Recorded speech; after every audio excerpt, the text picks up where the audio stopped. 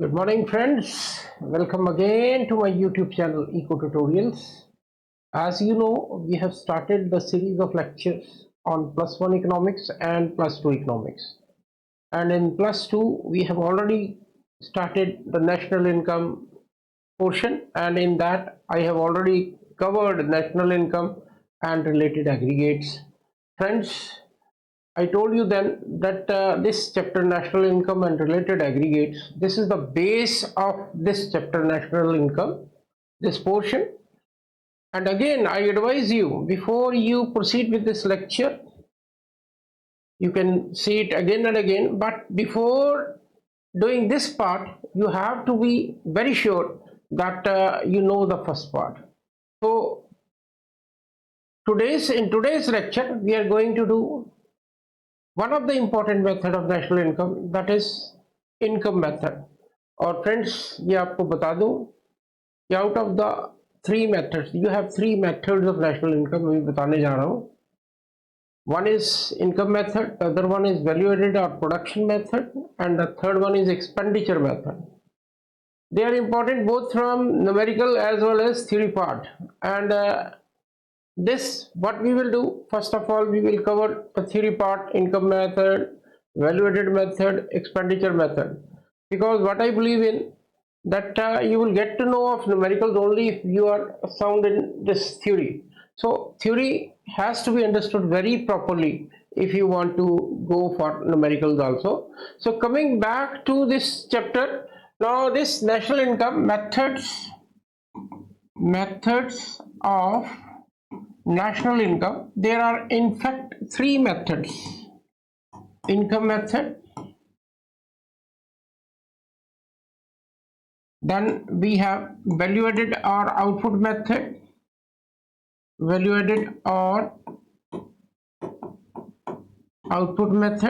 and the last of all we are having this expenditure method.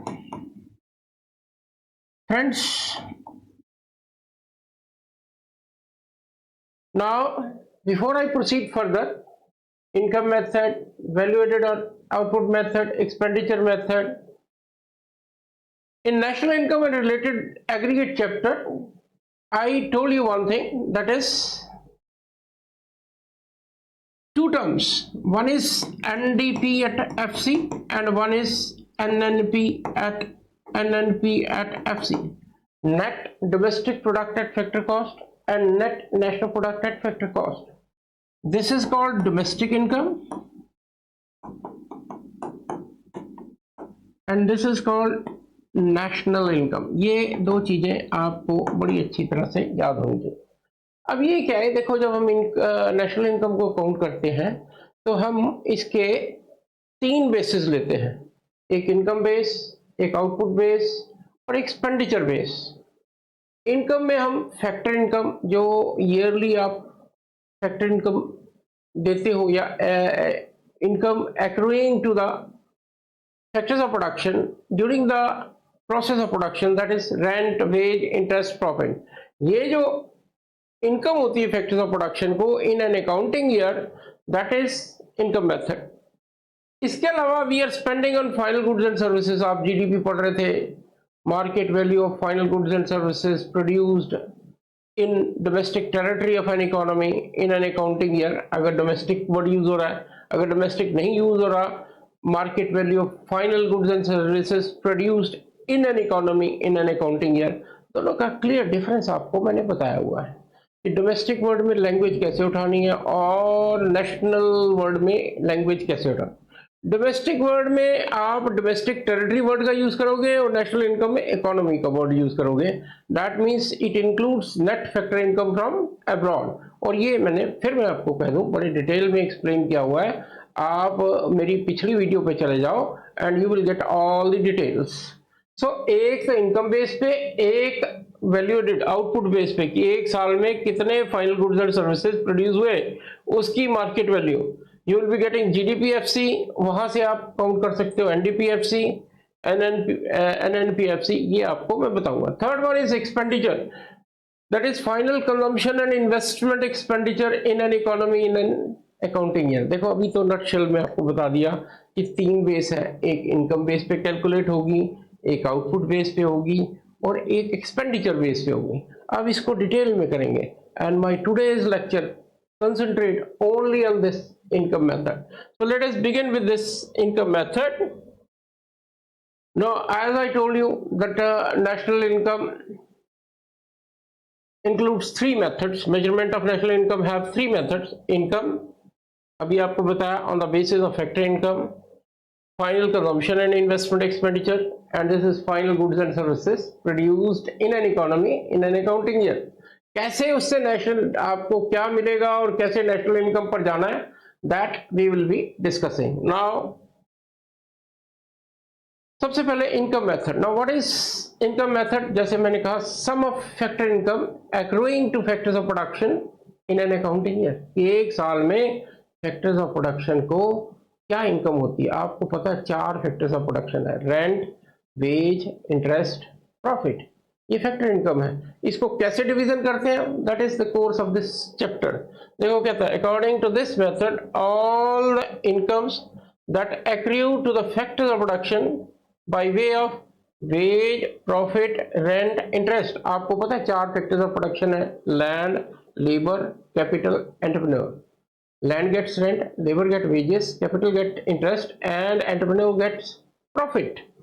उसको sum up करके आप national income derive कर रहे हैं। फिर पढ़ते हैं इसको। According to this method all the incomes that accrue to the factors of production by way of wage, profit, rent, interest are summed up to obtain the national income. Now इसमें अब देखो मैंने कह दिया सम ऑफ फैक्टर इनकम। अब ये बहुत important है। अब फैक्टर इनकम में क्या क्या इंक्लूड करने जा रहे हो? देखो फैक्टर इनकम जैसे इसमें लिखा हुआ है, देखो आप फैक्टर इनकम, इसको 3 पार्ट्स में हम डिवाइड करेंगे। One is CE, other one is OS, third one is MY. Now what is this CE? This is compensation of employees. This is compensation of employees. And what is this? Operating surplus. And what is this? This is mixed income. That's what I am going to explain. In 3 variables को add कर दूंगा तो I will get national income। क्या मिलेगा, कैसे हम national income पे जाएंगे, that is the course of my lecture. So first part we are doing is this compensation of employees. Compensation of employees, देखो इसको मैं सीई करके लिख देता हूं, compensation of employees.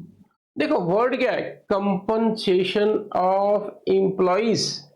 How you compensate your employees for the work they perform, for the services they perform. और natural है सबसे बड़ा कंपोनेंट। इसमें 3 कंपोनेंट्स आएंगे। देखो मैं अभी आपको बताता हूं, दोबारा आते हैं इस स्लाइड पे वापस। 3 कंपोनेंट होंगे इसमें। एक होगा wage and salary, then wage in kind, and last of all supplementary income और employers contribution to contribution to social security। ये 3 कंपोनेंट्स हैं कंपनसेशन ऑफ एम्प्लॉइज के। सबसे पहले you pay them wage and salary, they are performing work, you are paying them wage and salary. Now the question arise, what is the difference between wage and salary? In loose terms what we say, wages that is for physical work and salary that is for this manual work or rather mental work, I must say mental work। Desk job के लिए salary मिलती है और अगर आप field में काम कर रहे हो, फैक्ट्री में मशीन पे काम कर रहे हो, you are a worker, you are getting wages. तो पहले तो ये टर्म वेज एंड सैलरी। ये किसकी कंपनसेट हो, whom you are compensating? You are compensating first factor of production, that is labor। Labour को कैसे कंपनसेट करते हो? उसमें या उसको वेज देते हो या उसको सैलरी देते हो। इसकी डिटेल अभी आएगी। Wage in kind, beside wage and salary you are paying certain things to the employee, that is for example you are giving him free housing, wage in kind, free medical facility, इस तरह का कुछ देते हो आप कि beside work आप इसको कुछ दे रहे हो, वेज इन काइंड। अब इसमें भी बड़ी थोड़ा सा पेच है, वो आगे आके इसमें जब डिटेल में आऊंगा तो मैं बताऊंगा। Third one is employers contribution to social security. देखो वर्ड जो पिक करना है that is employers, not employee. This is, यहां क्लियरली लिख देता हूं, एम्प्लॉयर नॉट एम्प्लॉय। कि beside wage and salary the employer is contributing to the social security schemes for the employee। कैसे? जैसे प्रोविडेंट फंड है, ग्रेचुटी है, ये चीजें beside this wage and salary and kind employer on behalf of employee देता है। अब इसकी डिटेल्स धीरे धीरे करके उठाते हैं। देखो सबसे पहले कंपनसेशन ऑफ एम्प्लॉइज में टर्म आती है wage and salaries in cash, जो मैंने ये टर्म लिखी है। कहता है it includes all monetary benefits like wage, salaries, bonus, dearness allowance, commission etcetera. These are part of wages, you are paying them monetary benefits. अब इसमें एक पेज देखो, any reimbursement of business expenses. Business expenses क्या हुआ कि मेरे को घर से फैक्ट्री तक जाने के लिए कार दे दी, कोई टूरिंग एक्सपेंस जो है वो दे दिया।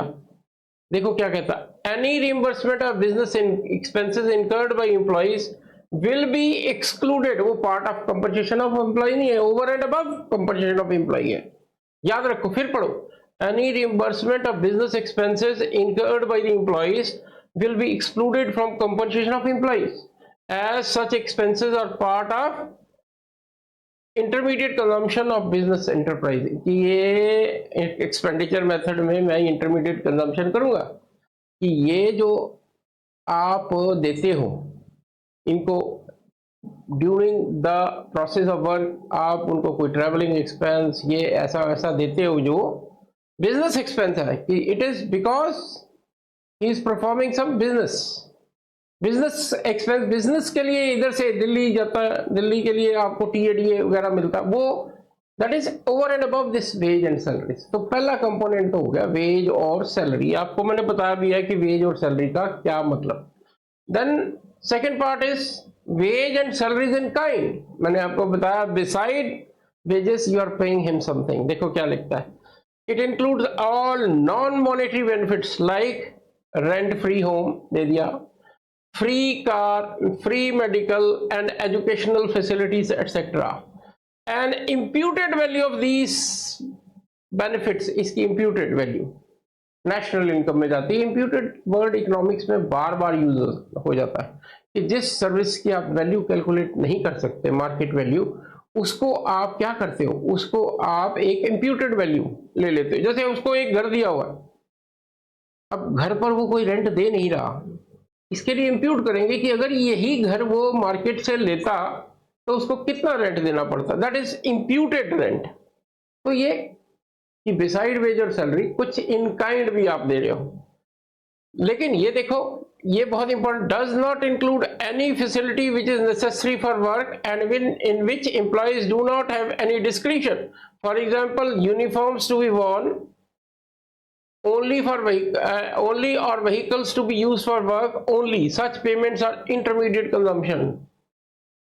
कोई वर्दी है, कोई कार एक्सपेंस हो, जैसे मैंने कहा कि टैक्सी पे गया यहां से वहां, ये कंपनसेशन ऑफ एम्प्लॉइज का पार्ट नहीं। दो हो गए, wage and salaries in cash and wage and salaries in kind. Next that is employers contribution to social security. जैसे मैंने कहा कि employer on behalf of its employees is contributing certain things, certain contributions are made by the employer. देखो stress दे रहा हूं word पे, employer for employ. देखो it includes contribution made by the employer for the social security for employees। कि भी जब वो रिटायर हो जाएगा तो इसको कुछ मिलना चाहिए, to protect him in the future. क्या कहते हैं? For example contribution to provident fund, gratuity, gratuity every completed years, जितने और 10 साल सर्विस करता है तो एवरी कंप्लीटेड ईयर की 15 दिन की सैलरी उसको देते हैं, दैट इज ग्रेचुटी। लेकिन ये मिलती रिटायरमेंट के टाइम पे। देन लेबर वेलफेयर फंड्स, कुछ उनके वेलफेयर में के कोई बोर्ड्स वगैरह बने तो उनमें वो कंट्रीब्यूट करते हैं। The aim of such contribution is to ensure safety and security of life of employees. लेकिन इसमें बहुत बड़ी बात है, देखो ये पढ़ो, any contribution by third party, say an insurance company, कोई इंश्योरेंस करा लेता वर्कर अपनी,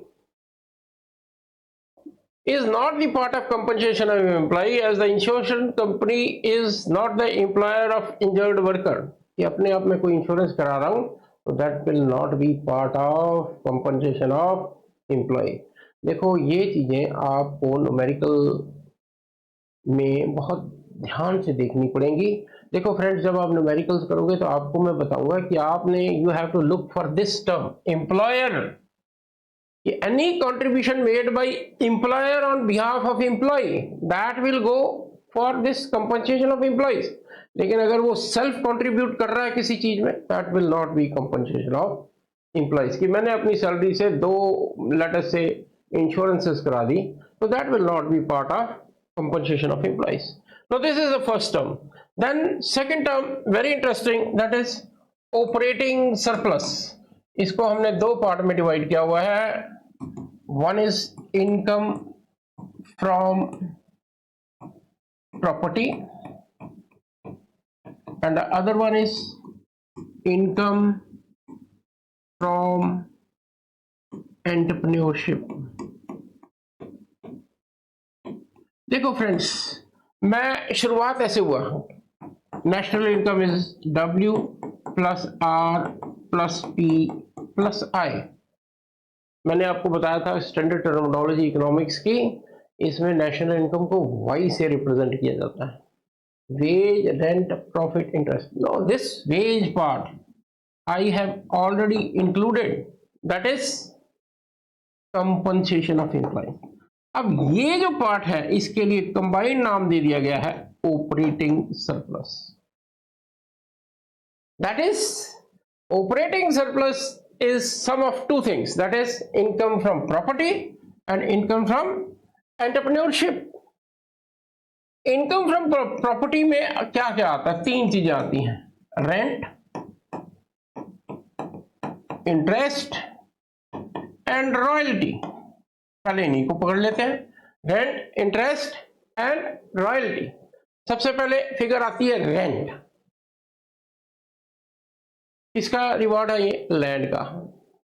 बिल्डिंग को ले ली, लैंड ले लिया, किराए पे ले लिया, तो आपको उसको ईयरली और मंथली रेंट देना पड़ेगा, that is part of this operating surplus. Interest, interest क्या है? You are having your capital, उस पे जो इंटरेस्ट मिलता है।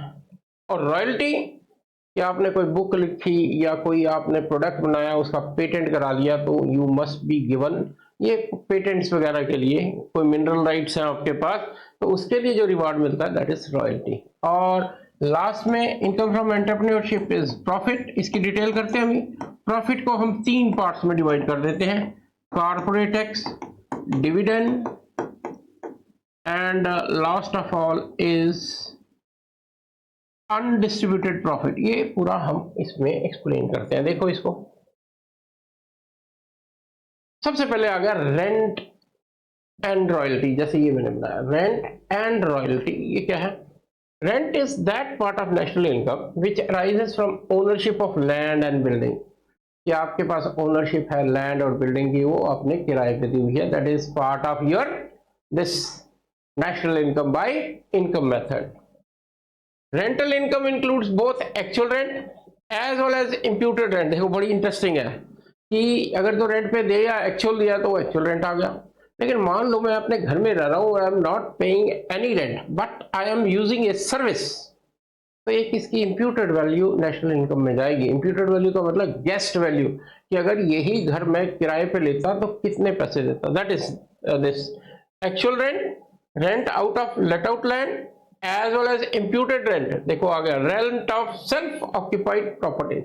देखो फ्रेंड्स, मैंने आपको कहा कि इकोनॉमिक्स में ये इम्प्यूटेड वैल्यू का कंसेप्ट बहुत यूज होता है कि जब हम किसी चीज की वैल्यू कैलकुलेट नहीं कर सकते लेकिन वो एक्चुअल में वैल्यू उसने क्रिएट की है, तो उसके लिए हम एक गेस्ट वैल्यू लेते हैं।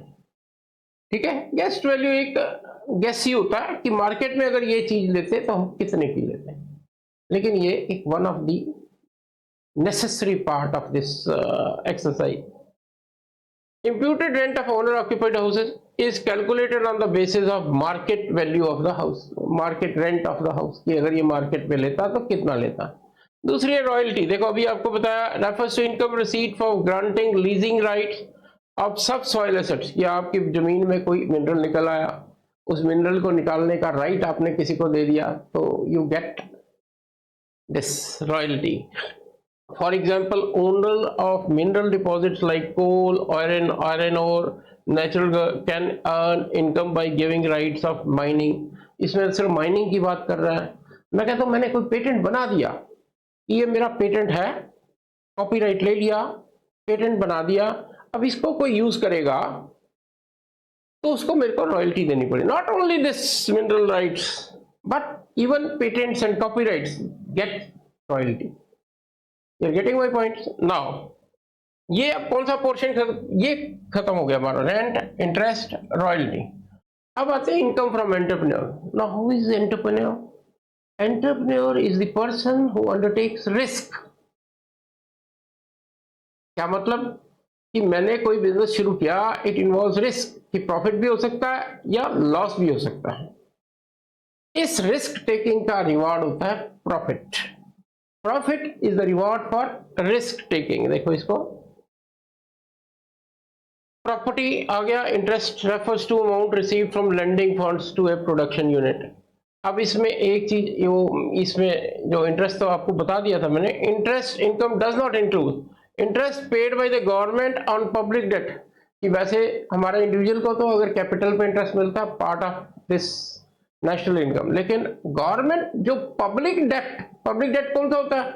Loans taken by the government, इस पे जो इंटरेस्ट देती है वो पार्ट ऑफ नेशनल इनकम नहीं होगा। ये बड़ी, देखो मैंने आपको कहा ये चीजें आपको याद रखनी पड़ेंगी अगर आप नेशनल इनकम के न्यूमेरिकल्स करने पड़ोगे। इस चैप्टर में क्या प्रिकॉशंस हैं, क्या एक्सक्लूड किया, क्या इंक्लूड किया, ये that will become the part base of our this national income chapter. Interest paid by the government on public debt and interest paid by the consumers, as such interest is paid on loans taken for consumption purpose। मतलब कि मैंने loan पे कोई चीज ले ली, उस पे जो इंटरेस्ट होता है वो नहीं, वो कंजम्पशन पर्पस के लिए है। इसी तरह पब्लिक डेट जो है वो कंजम्पशन पर्पस के लिए, इसलिए इसको एक्सक्लूड करते हैं। Interest paid by one firm to another, कि इधर से पकड़ा मैंने कुछ इंटरेस्ट पे ले लिया, कैपिटल ले लिया, तो वो part of this national income नहीं है। देन ये आ गया मैं इनकम फ्रॉम एंटरप्रेन्योरशिप, जिसकी बात कर रहे हैं, profit reward of risk taking. देखो, profit is the reward of entrepreneurs for his contribution to production of goods and services. It is the residual income which an entrepreneur earns after paying all other factors of production. एक तो simple definition है, profit is the reward for risk taking. You are starting a business, so you must get something, and what you get, that is this profit।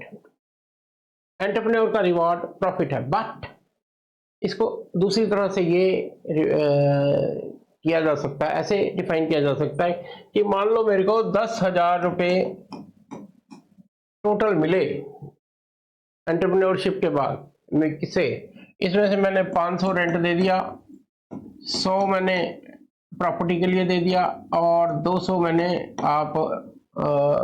ये 500 100 दे दिया मैंने इसको, और 200 this income from property, and then this income from, हमने अभी आपको बताया, yes, income from property दे दी, रिटेन्ड अर्निंग्स वगैरह रख के। अब बाकी देखो 500 100 200 मैंने बाकी फैक्टर्स को पे कर दिया, रेंट दे दिया, वेज दे दिया, प्रॉफिट इंटरेस्ट दे दिया, बाकी जो बचा कि मैंने ये रेंट दिया, ये इंटरेस्ट दिया, ये मैंने लेट अस से रेंट दिया, wage, interest and then rent, मेरे पास बच गया 200 रुपया। Now this 200 rupees is a residual income, कि सारे फैक्टर्स ऑफ प्रोडक्शन को पे करने के बाद जो मेरे पास बचता है दैट इज रेजिडुअल इनकम। इसको हम नेशनल इनकम में इंक्लूड कर देते हैं। Now coming back, now this income from entrepreneurship बड़ा इंपॉर्टेंट पार्ट कर रहे हो आप। देखो तीन चीजें होती हैं, corporate tax, corporate tax is tax on the profit of the corporation. एक फर्म है उसके प्रॉफिट पे जो टैक्स लगता है that is corporate tax, part of national income. देखो it is direct tax paid by entrepreneur to the government on total profit earned by it. It is also known as profit tax or business tax. Then dividend. Dividend क्या होता है? This is refers to part of profit which is paid to the shareholder. Shareholders को part of profit में से दिया जाता है, उसको कहते हैं dividend. Part of profit which is paid to the shareholder that is dividend. Included retain earning. देखो रिटेन अर्निंग या इसका दूसरा नाम है अनडिस्ट्रीब्यूटेड प्रॉफिट। ये क्या है कि हर फर्म अपने फ्यूचर कंटिजेंसी के लिए कुछ फंड को रिटेन कर लेती प्रॉफिट में से। प्रॉफिट में से उसने से 50 रुपए इसको दे दिए, 10 रुपए इसको दे दिए, 20 रुपए जो प्रॉफिट का बचा रिटेन अर्निंग कर ली, और बाकी जो बचा वो उसका रिवॉर्ड है एंटरप्रेन्योर का। तो क्या profit is corporate tax plus dividend plus retain earning, ये तीनों चीजें इसमें ऐड होंगी, retain earning, dividend, corporate tax. इसके बाद जो ये तीनों की तीनों चीजें नेशनल इनकम में जाएंगी। तो फ्रेंड्स देखो ये जो चार्ट हमने शुरू में बनाया था, वी गो बैक, ये नो नॉट दिस, ये कहा कि तीन पार्ट है, wage, salary in cash, wage in kind and employers contribution to social security. ये तो कंपनसेशन का आ गया। इसके अलावा हमने ये बनाया था, देखो compensation of employees, operating surplus, तीसरा पार्ट अभी हमने एक्सप्लेन करना है, ये एक्सप्लेन हुआ। इसमें wage, salary, wage in kind and supplementary income आ गया। इसमें आ गया income from property, rent and royalty, interest, ठीक है। एंड इन सेकंड पार्ट था इसका income from entrepreneurship which is profit. Profit को तीन पार्ट्स में डिवाइड किया, corporate tax, undistributed profit and dividend. इन तीनों को ऐड करके ये ऑपरेटिंग सरप्लस बन गया। अब एक पार्ट रह गया, that is this mixed income. अब ये क्या है? बड़े सिंपल वर्ड्स में मैं कहूं, देखो ये प्रॉफिट के तीन पार्ट्स, सिंपल वर्ड्स में कहूं ये तीनों एक्सप्लेन हुए हैं। Then this mixed income, this is the income of self employed. बड़ी इंटरेस्टिंग बात बोल रहा हूं, income of self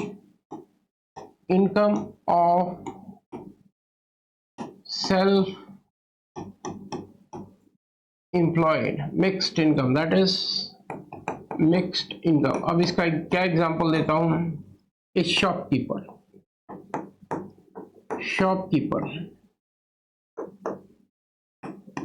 he is having a shop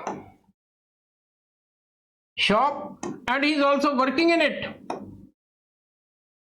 shop है, अपनी प्रॉपर्टी है, और उस पर वो काम भी कर रहा है, that is mixed income. Self employed, एक डॉक्टर है हैविंग हिज ओन क्लिनिक उसकी प्रॉपर्टी है and he is working on that.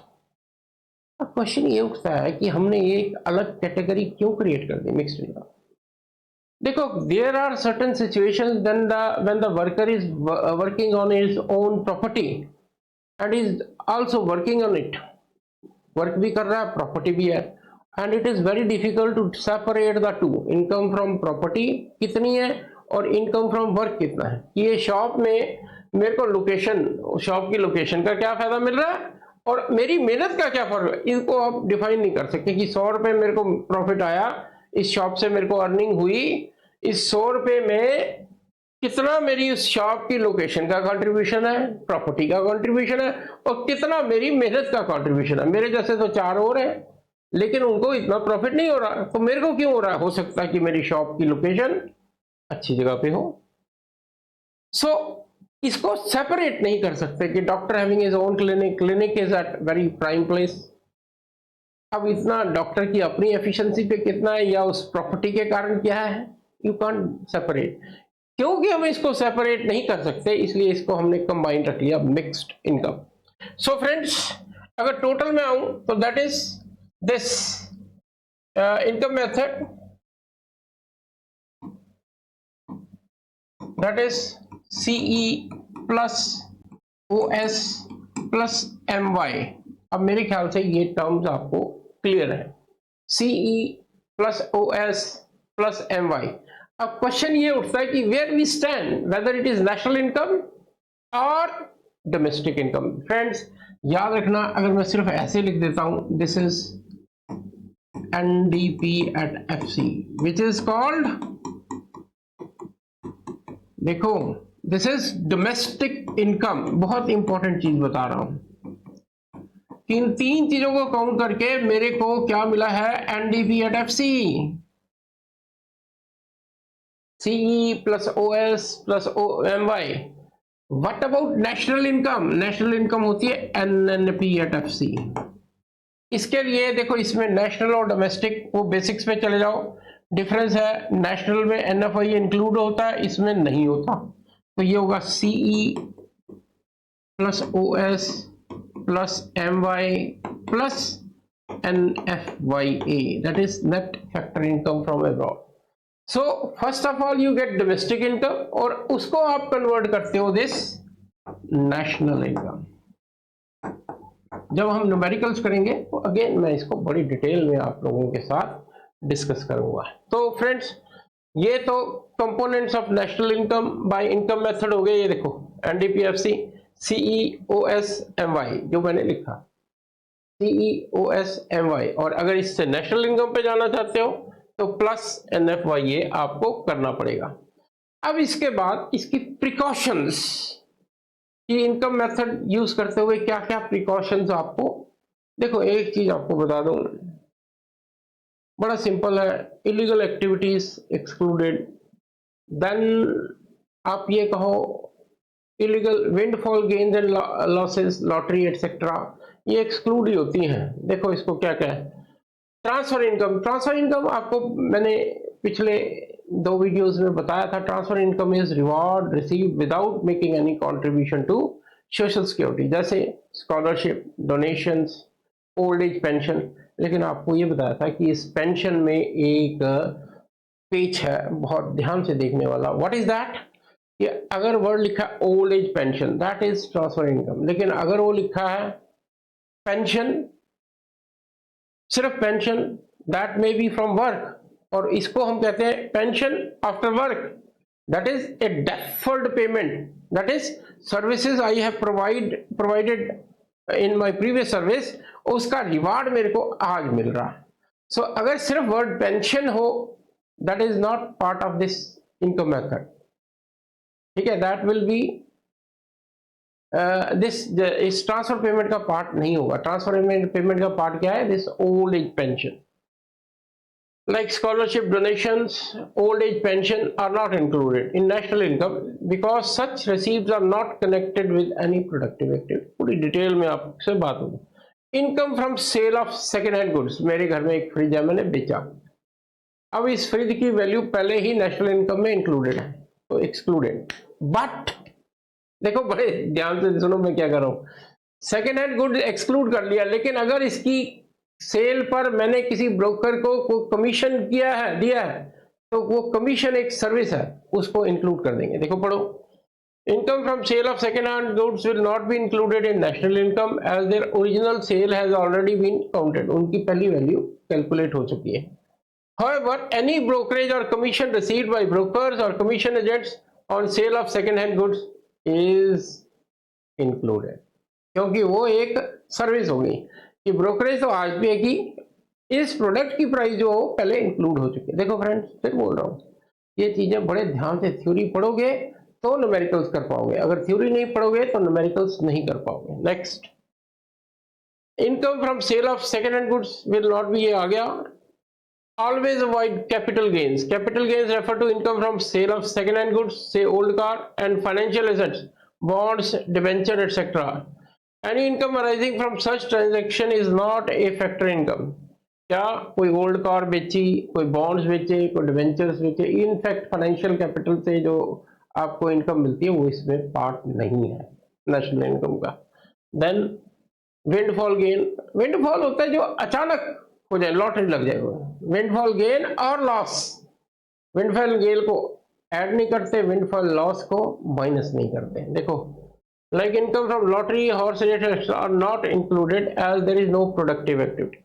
Then imputed value of services provided by owners of production units will be included. मैंने imputed value को आपको बता ही दिया कि that is production for self consumption. self, आप ये कहता हो कि रेंट पे दिया, वो है सेल्फ कंज्यूम सर्विस, इसको आप नेशनल इनकम में इंक्लूड कर दोगे, imputed value।